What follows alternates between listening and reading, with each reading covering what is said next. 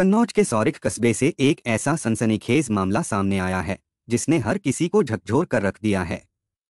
अवैध संबंधों की आग में झुलसी एक हंसती खेलती जिंदगी कैसे पल भर में मातम में बदल गई, ये कहानी सिर्फ हैरान नहीं करती बल्कि सोचने पर मजबूर भी कर देती है। पेशे से शिक्षक इंद्रपाल और उसकी पत्नी सीमा पाल, जो खुद भी एक अध्यापिका थी, अगर वक्त रहते रिश्तों की सच्चाई और भरोसे को समझ लेते तो शायद आज हालात कुछ और होते। लेकिन जब रिश्तों में दरार आती है तो कई बार उसका अंजाम इतना भयानक होता है कि मासूमों की दुनिया भी उजड़ जाती है। तो आखिर क्या हुआ उस दिन, किन हालातों में टूटा एक शिक्षित परिवार, और कौन है इस खौफनाक कहानी का असली गुनहगार? चलिए जानते हैं सब कुछ विस्तार से इस वीडियो में। नमस्कार मेरे प्यारे भाइयों और बहनों, मैं विवेक कुमार। क्राइम की कहानी के नए एपिसोड में आप सभी लोगों का हार्दिक स्वागत है। कहानी में आगे बढ़ने से पहले कृपया क्राइम की कहानी चैनल को सब्सक्राइब कर बेल आइकन जरूर दबा लें ताकि मेरे हर वीडियो का नोटिफिकेशन आपको मिलता रहे। तो चलिए आज की कहानी शुरू करते हैं। कन्नौज जिले का एक प्रमुख कस्बा है सौरिख, जो अपनी हलचल और सामाजिक सक्रियता के लिए जाना जाता है। इसी कस्बे के नगरिया तालपार मोहल्ले में रहते थे शिक्षक इंद्रपाल, जिनकी गिनती न केवल शिक्षकों में बल्कि सम्मानित नागरिकों में भी होती थी। इंद्रपाल के पिता श्री कृष्ण मूल रूप से मुर्रा गांव के निवासी थे, जहां उनका पुश्तैनी मकान और खेती बाड़ी की जमीन आज भी मौजूद है। इंद्रपाल ने अपने मेहनत और लगन से सौरिख में एक सुंदर 2 मंजिला मकान बनवाया था, जो उनकी तरक्की की निशानी बन चुका था। आर्थिक रूप से संपन्न इंद्रपाल शिक्षक संघ के अध्यक्ष भी रह चुके थे और शिक्षकों के अधिकारों की लड़ाई में उनका नाम सम्मान से लिया जाता था। वर्ष 2001 में इंद्रपाल का विवाह फर्रुखाबाद जिले के गदराना गांव निवासी सरयू प्रसाद की पुत्री सुधा के साथ हुआ। सुधा एक साधारण रंग रूप वाली शांत स्वभाव की युवती थी। शुरुआती 2 सालों तक दोनों का दाम्पत्य जीवन हंसी खुशी बीता। उसके बाद कड़वाहट घुलने लगी।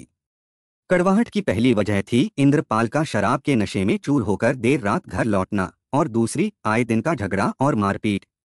सुधा जब भी उसे शराब छोड़ने को कहती तो इंद्रपाल पलटकर उसी पर इल्जाम मढ़ देता था।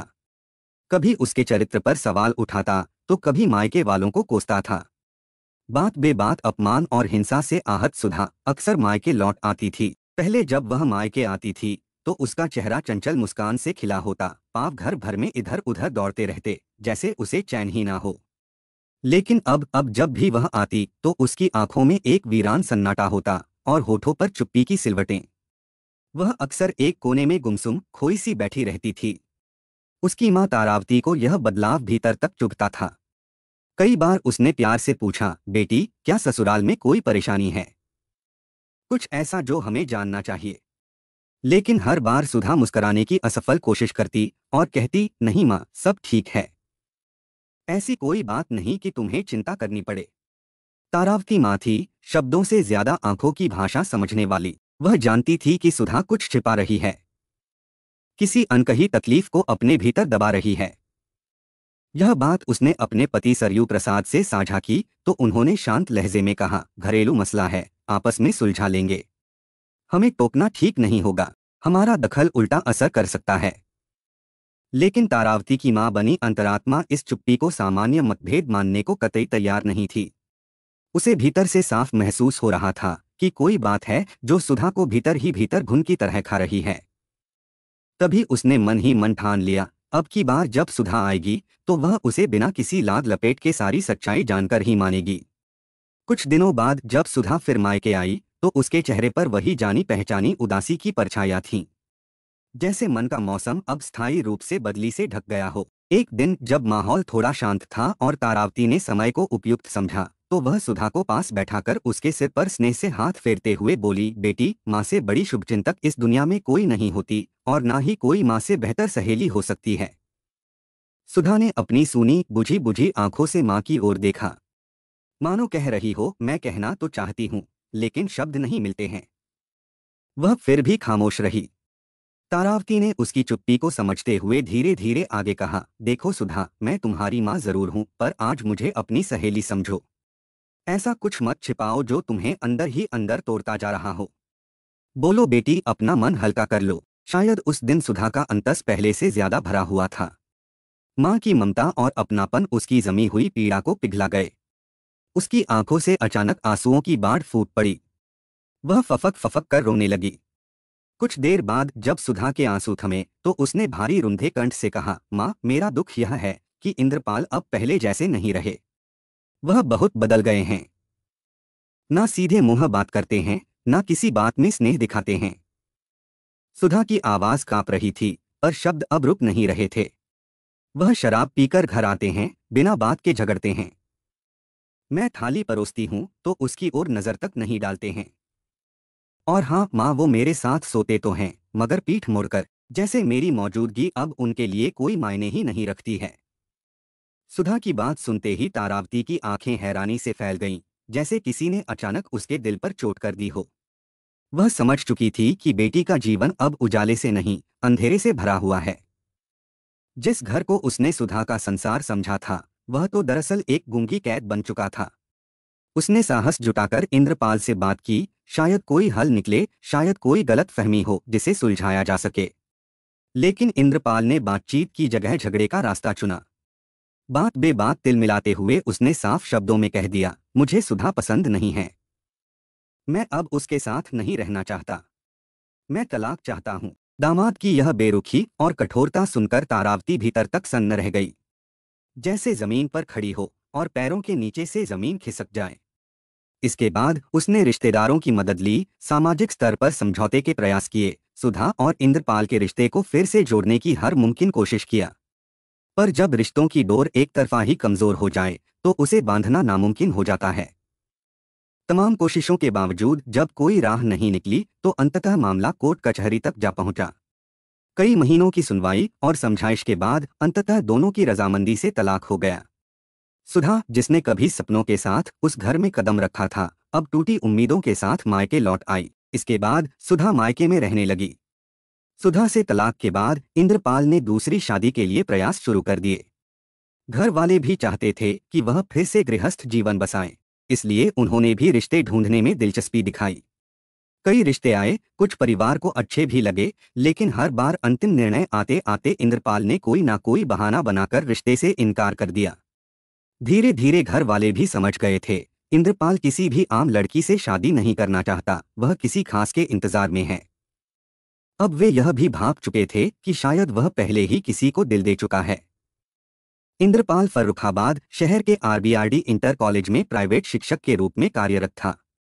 उसी कॉलेज में सीमा पाल नाम की एक युवती इंटरमीडिएट की छात्रा थी, तेजस्वी, आत्मविश्वासी और आकर्षक व्यक्तित्व वाली लड़की। पढ़ाई के दौरान ही दोनों के बीच एक अलग तरह का आकर्षण पनपने लगा था।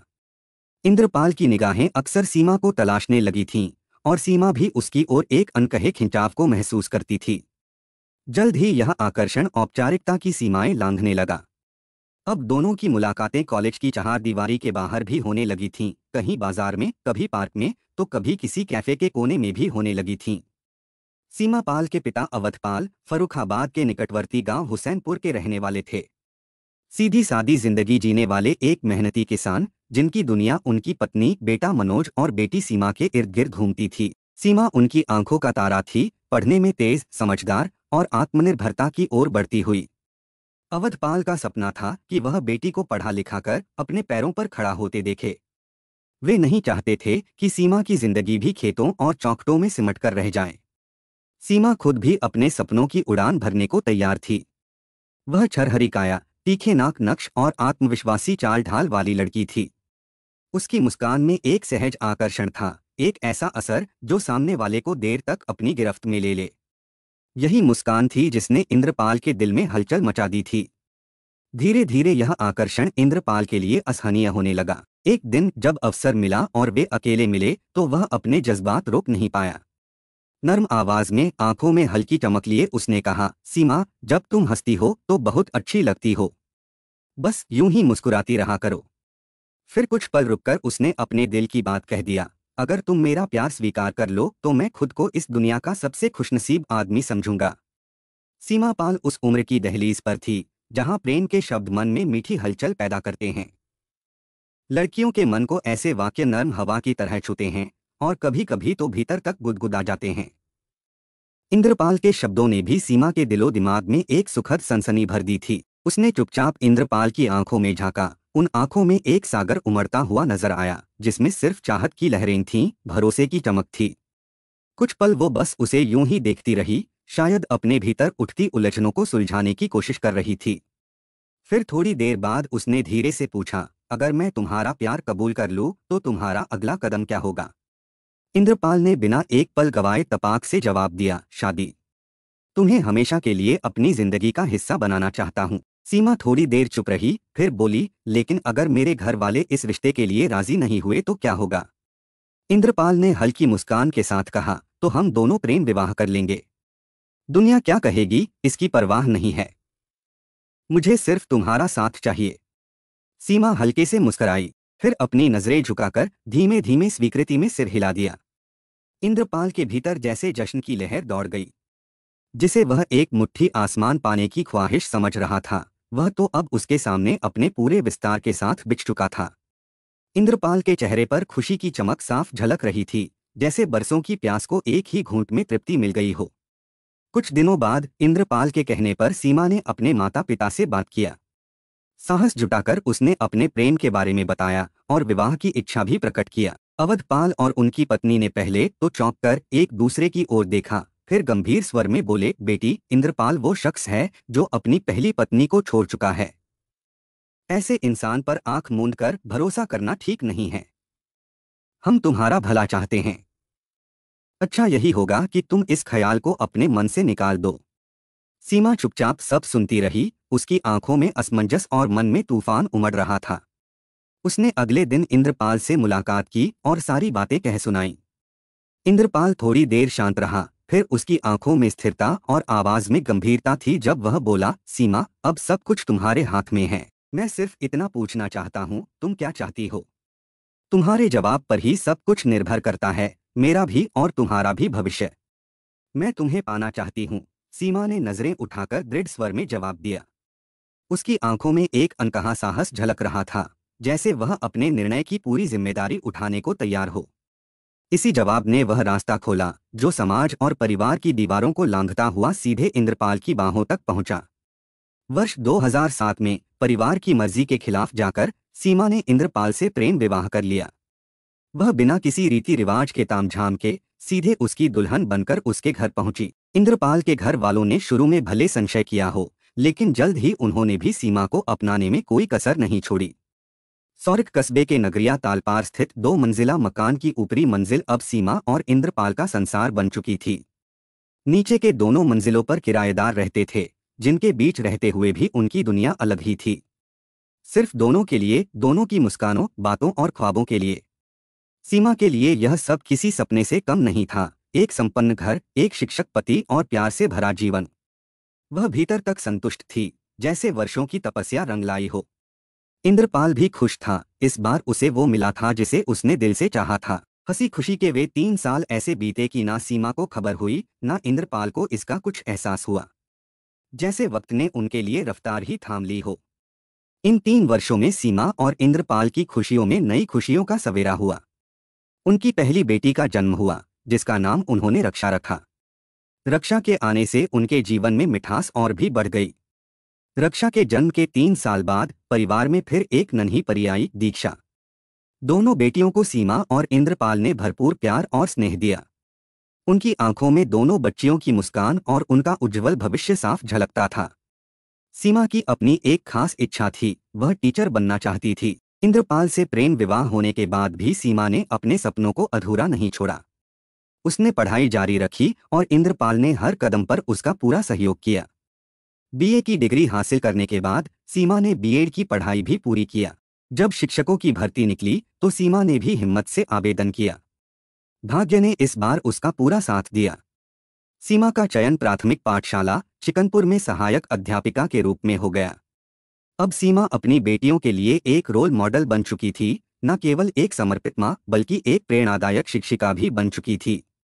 वह हर दिन स्कूल जाकर बच्चों को पढ़ाती, नए सपनों को जन्म देती और अपने परिवार की खुशियों को नई उड़ान देती रही। सीमा को सरकारी नौकरी मिलने की खुशी में उसका दिल झूम उठा था। अब वह आराम से मायके भी जाने लगी थी, जहां उसका परिवार भी उससे जुड़ा हुआ था। उसका भाई मनोज पाल भी अब अक्सर सीमा के घर आने जाने लगा था। इंद्रपाल का भी ससुराल से आना जाना शुरू हो गया था। मनोज की शादी में सीमा और इंद्रपाल ने हर संभव मदद की थी। सच कहें तो जब भी मनोज को आर्थिक तंगी का सामना करना पड़ता, इंद्रपाल उसके साथ मदद के लिए आगे आ जाता था। दोनों की जिंदगी खुशियों से भरी थी। सीमा सरकारी टीचर थी और इंद्रपाल ने भावलपुर में अपना निजी विद्यालय खोल लिया था। पैसा था, सम्मान था, परिवार था और प्यार भी था। जीवन की राहें सहज लग रही थीं। लेकिन खुशियों की इस दास्तान में एक दिन काला बादल छा गया। एक रोज मनोज बहन के घर आया, लेकिन इस बार अपने जीजा इंद्रपाल की शिकायत लेकर आया था। मनोज ने सीमा से गंभीर आवाज में कहा, बहन, मैं तुम्हें सच बताना चाहता हूँ। जीजा जी यानी इंद्रपाल हमारे घर आते जाते मेरी पत्नी शिखा को अपने प्रेम जाल में फंसा चुके हैं। वह उससे नाजायज रिश्ता बना लिया है। आप उन्हें समझाओ, वो हमारा घर बर्बाद ना करें। भाई की यह बात सुनते ही सीमा के तन बदन में आग सी लग गई। उसके भीतर विश्वास और सम्मान दोनों डगमगा गए थे। शाम को जब इंद्रपाल विद्यालय से घर लौटा, सीमा ने मन में उठ रहे सवालों को दबाए नहीं रखा। वह शिखा को लेकर सीधे सवालों की बौछार कर दिया। इंद्रपाल ने गंभीरता से टालने की कोशिश किया और हंसते हुए बोला, शिखा हमारी सलहज है, उससे मैं बस हंसी मजाक करता हूँ, अपना मन बहलाता हूँ। हमारा उससे कोई नाजायज रिश्ता नहीं है।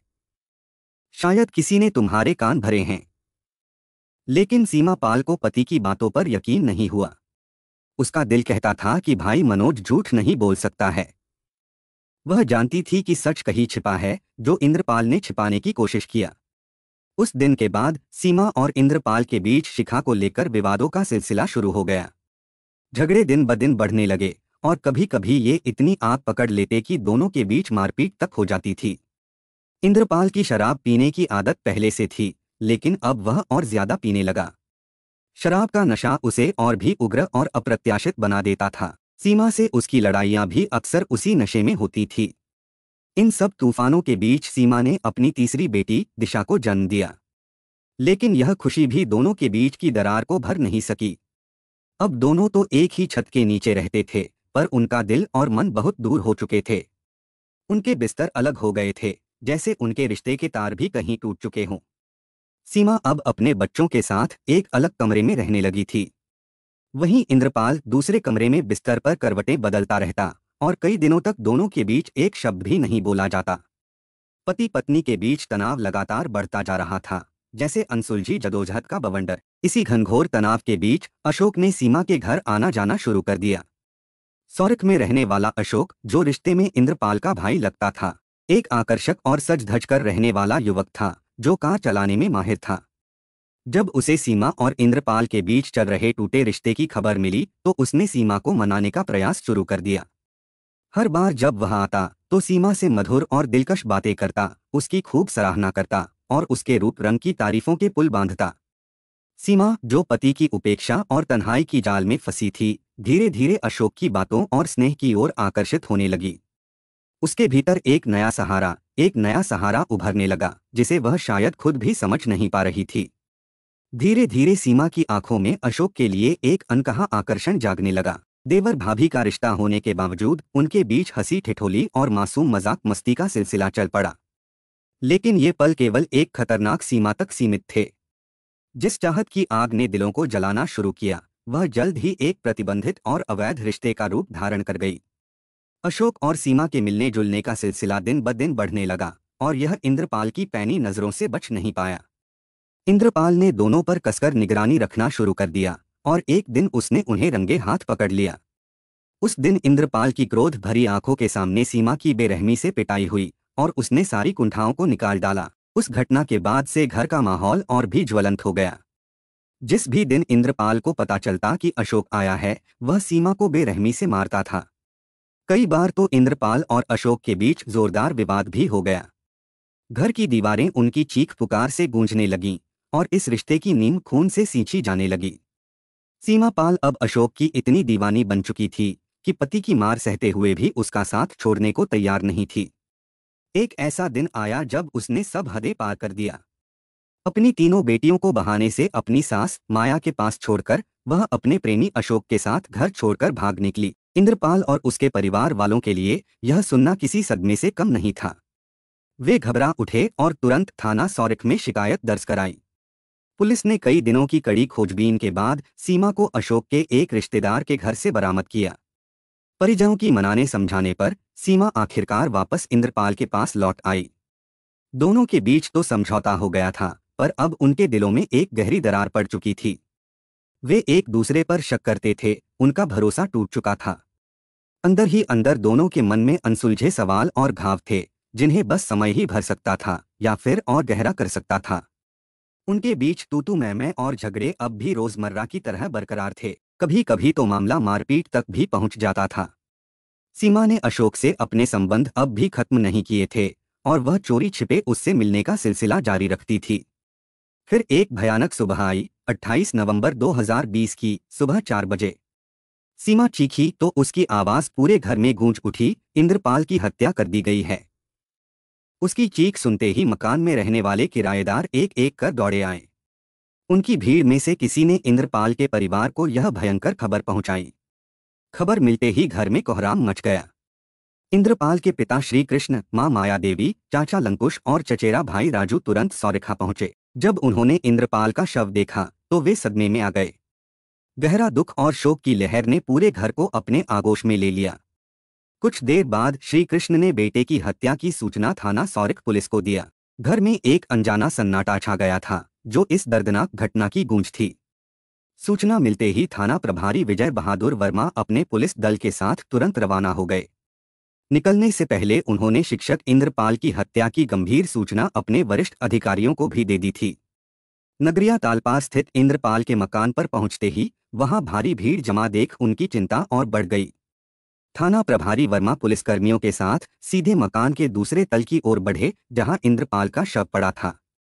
उन्होंने बड़ी सावधानी और गहराई से घटनास्थल का निरीक्षण किया। हत्या की बेरहमी हर जख्म में साफ झलक रही थी। इंद्रपाल के शरीर पर कई गहरे चोट के निशान थे, मानो किसी नुकीली चीज से बार बार हमला किया गया हो।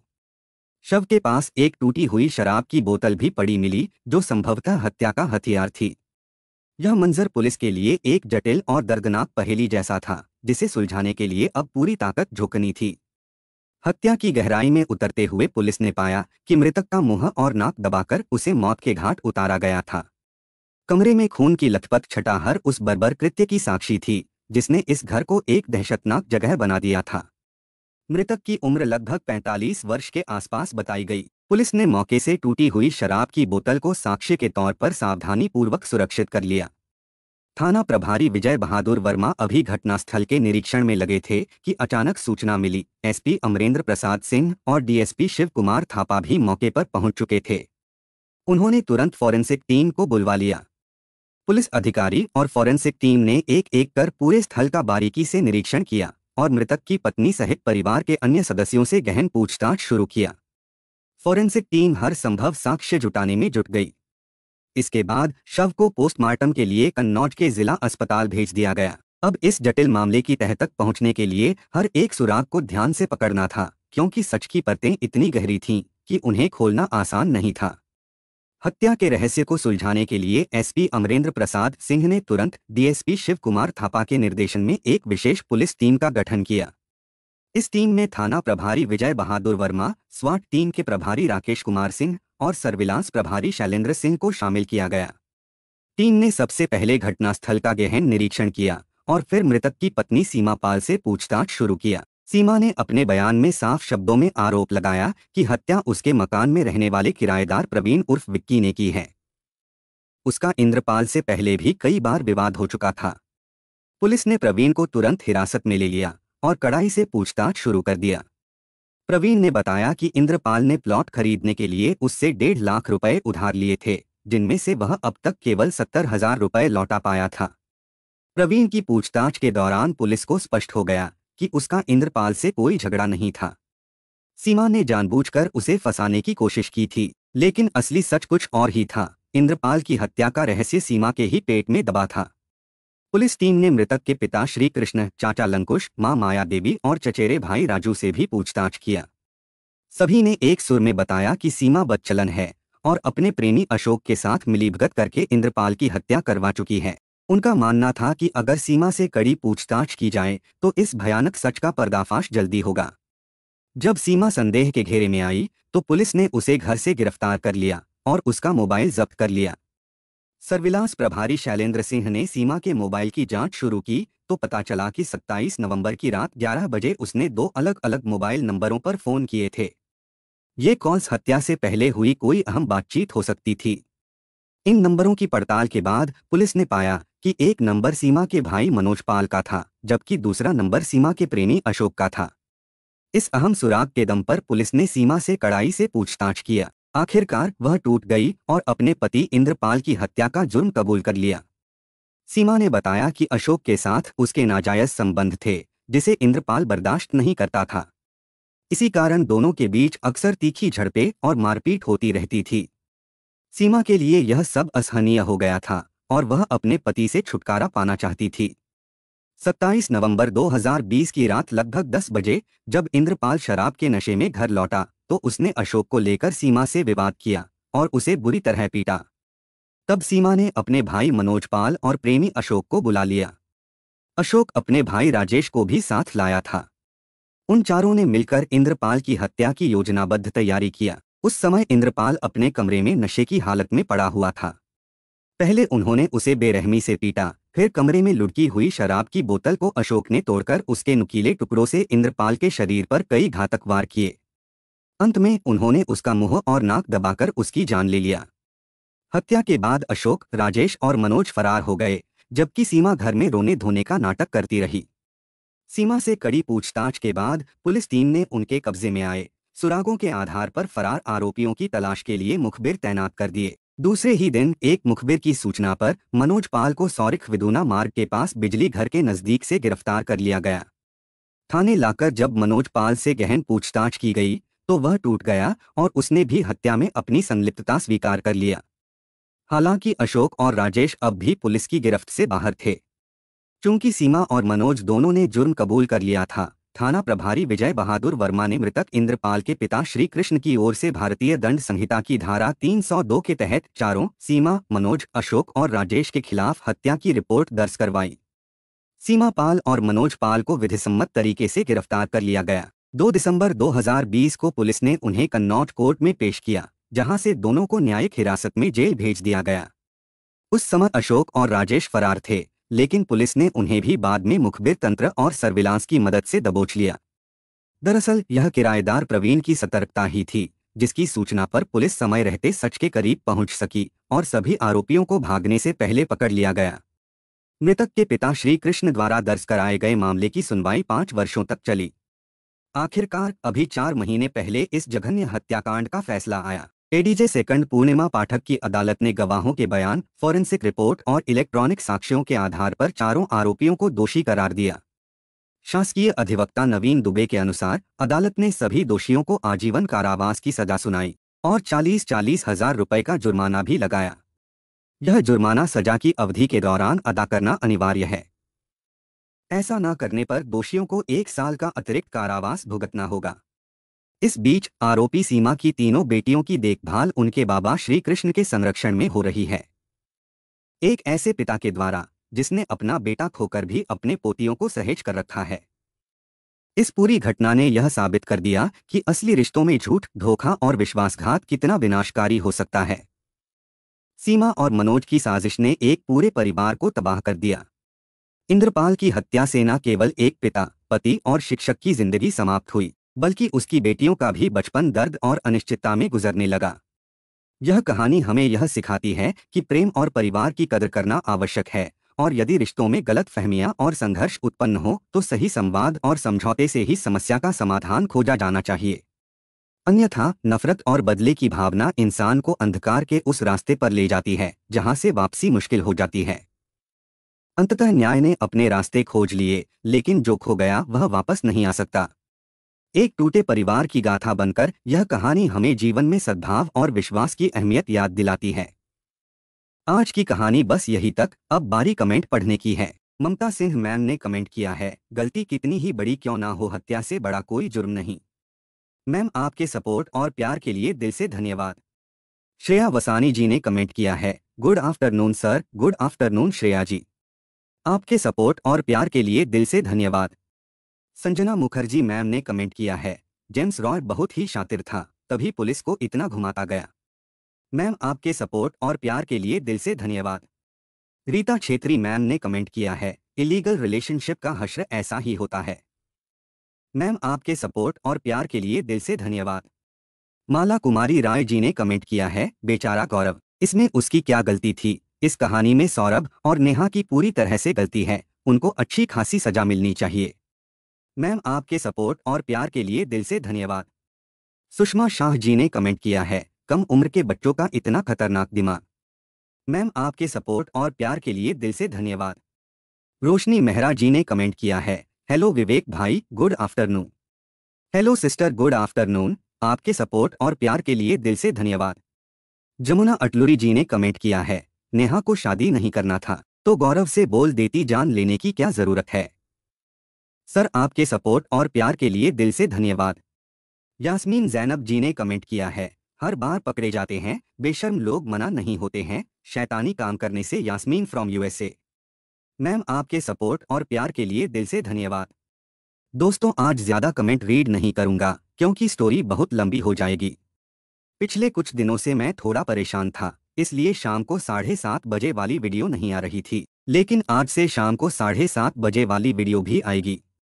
आप लोग उस वीडियो को भी थोड़ा प्यार दीजिए। कहानी को लास्ट तक सुनने के लिए आपका धन्यवाद। इस कहानी के बारे में अपनी राय कमेंट करके ज़रूर बताइएगा और ऐसी ही अपराध की सच्ची कहानियों के लिए हमारे चैनल क्राइम की कहानी को सब्सक्राइब कर लीजिए। कहानी को लाइक और शेयर ज़रूर करें। धन्यवाद।